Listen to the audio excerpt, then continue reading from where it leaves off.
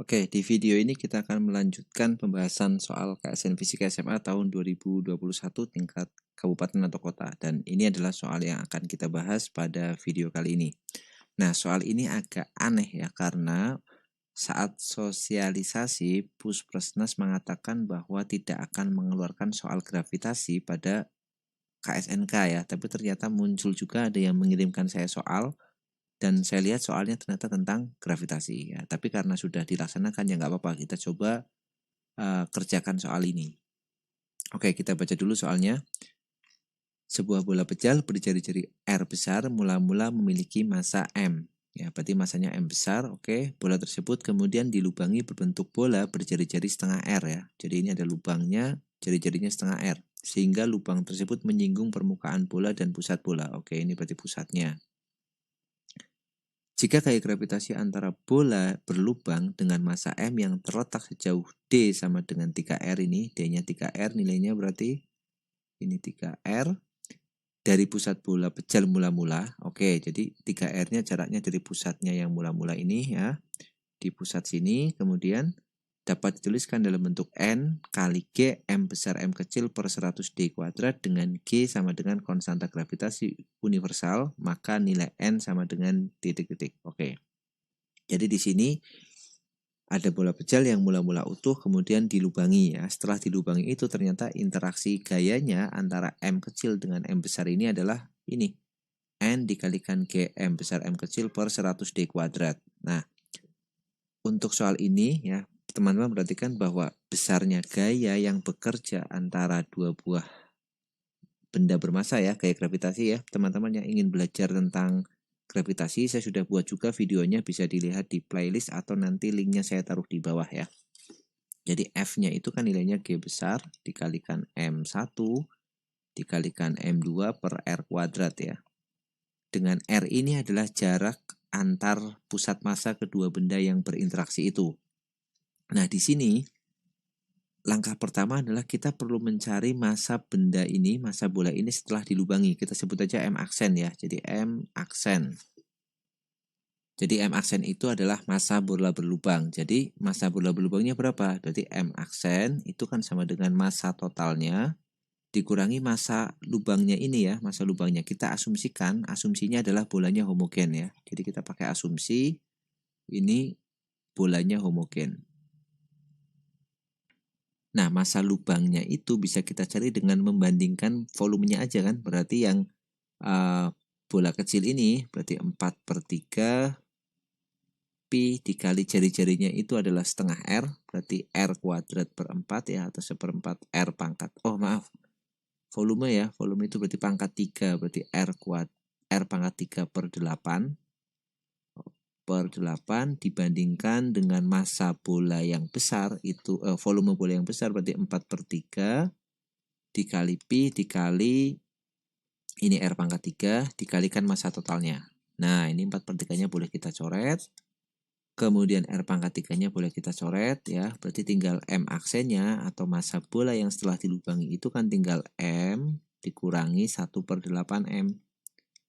Nah, berarti sama dengan 7/8M ya. Nah, yang 1/8M ini adalah massa lubangnya ini. Massa lubang, ini lubang. Oke, itu yang pertama. Kita sudah dapat M aksennya ya. Karena yang M ini kan nggak berubah nih, jadi nggak perlu kita pikirkan. Kemudian yang kedua, kita perlu mencari R-nya.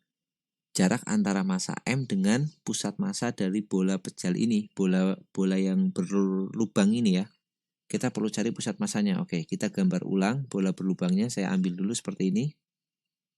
Nah, bola berlubangnya sudah kita ambil seperti ini dan saya akan buat koordinat acuannya di sini ya. Koordinat acuan. Nah, di sini. Oke. Nah, sudah. Berarti untuk bola yang besar ini dia punya koordinat di sini. Koordinat sumbu X-nya itu 0, koordinat sumbu Y-nya juga 0. Kemudian untuk lubangnya berarti di sini koordinat X-nya itu setengah R, koordinat Y-nya berarti 0. Nah, koordinat ini udah sama, berarti kita cukup mencari posisi pusat massa ke sumbu X saja. Kita tuliskan sebagai X pusat massa atau XPM ya. Nah, teman-teman kan ingat rumusnya kan, XPM itu adalah X1 dikalikan M1 plus X2 dikalikan dengan M2 dibagi dengan M1 plus M2 ya, M1 plus M2. Tetapi di sini kan M-nya kan lubang kan, berarti maka nanti ini akan kita ubah jadi nilainya minus ya atau negatif. Jadi kita masukkan di sini nanti negatif karena ini lubang, ini M2-nya di sini M lubang ya. Kita sebut saja M2, M1 adalah massa keseluruhannya ini. M total ya. Berarti X pusat massanya itu akan sama dengan X1-nya itu 0, dikalikan M1 juga 0, ini minus, X2-nya adalah setengah R, dikalikan M2, M2 itu massa lubang, itu 1/8M, dibagi dengan M1-nya itu M, dikurangi 1/8M, ini sudah kan, berarti 7/8M, 7/8M, berarti kita coret M-nya, 8-nya kita coret, jadi tinggal X pusat massanya itu sama dengan negatif 1/14 ya, berarti setengah R dibagi 7, jadi 1/14 R. Berarti posisinya adalah negatif 1/14 R dari koordinat acuan kita. Nah, kita misalkan di sinilah ya, di sini. Yang jaraknya dari ini ke sini itu 1/14 R. Ini jarak yang ini adalah 1/14 R. Nah, berarti sekarang jaraknya si pusat massa bola berlubang ini dari benda yang M kecil ya, misalkan jaraknya di sini nih, maka dia punya jarak baru nih sekarang segini nih jaraknya. Nah, segini. Tadi sampai sini kan 3R kan, sampai sini 3R. Kemudian ketambahan yang kecil ini, jaraknya adalah 1/14 R.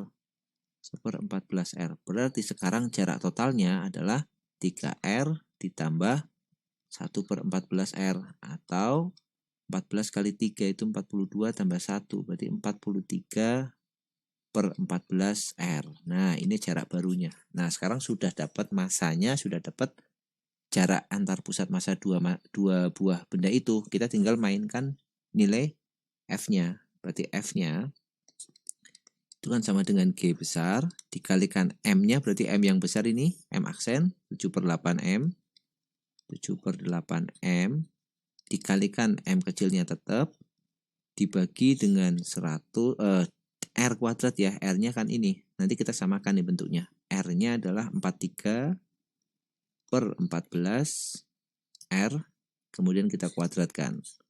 Nah, oke, kita rapikan dulu penulisannya. Ini sama dengannya kita taruh sini. Nah, ini F-nya ini. Ternyata F ini itu sama nilainya dengan ini. Nah, kita tinggal samain aja berarti ini. Ini akan sama dengan nilainya dengan G besar, dikalikan M besar, dikalikan M kecil, dikali dengan N ya. N-nya taruh di depan. Oke, ini taruh sini aja nih. Nah, dikalikan N, dibagi. Oh, kok di situ N ya? Nah, dibagi ini, N-nya taruh sini, dibagi dengan 100D kuadrat. 100 dikali D-nya sendiri adalah 3R tadi. Di awalnya 3R di sini. Berarti di sini 3R kuadrat, berarti 9R kuadrat. Nah, sudah identik persamaannya, G-nya boleh dicoret, kanan kiri, MM-nya boleh dicoret. Kemudian R kuadratnya boleh dicoret juga nih, ini kan R kuadrat.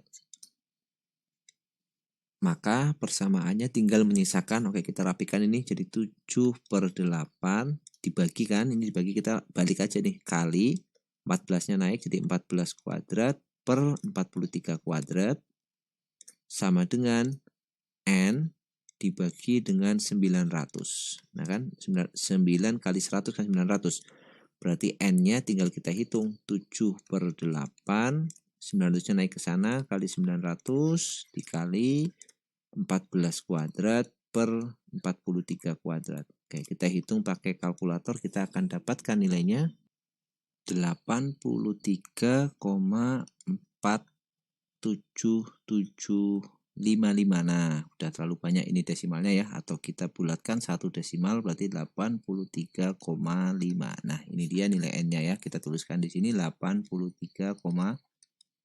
Nah, ya gitu ya caranya. Mungkin teman-teman ada yang punya cara yang berbeda, boleh dituliskan di kolom komentar, nanti kita bisa berdiskusi ya. Oke, itu dulu video pembahasannya pada video kali ini. Bagi teman-teman yang mendapatkan soal ini, semoga sekarang tidak penasaran lagi dengan cara menjawab dari soal ini. Oke, kita jumpa lagi di video selanjutnya. Tetap semangat.